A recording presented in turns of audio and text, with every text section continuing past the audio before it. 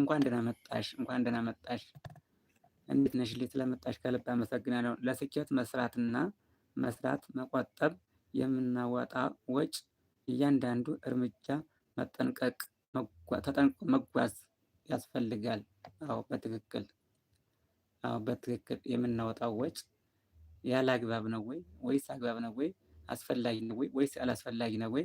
የሚለውን መገምገም ብር ገና ከእጃችን ላይ ስላለ ቀጣይ ወር ይመጣ ያለ ብለን የቀጣዩን ወር ተስፋ አድርገን ያሁኑን መጨረስ ሳይሆን በቃ እቅድ አቅደን ኢቭን እስከ ታክሲ ድረስ ሂሳብ መስራት አለብን። እስከ ታክሲ ከወር እስከ ወር ምን ያክል እጨርሳለሁ፣ ምን ያክል እፈጃለሁ ብለን በጀቷን በየአቅጣጫዋ በየወጫችን አቅጣጫ መመደብ አለብን፣ መበጀት አለብን እና ከዚያች በጀት በፕሮግራም መሄድ አለብን ማለት ነው።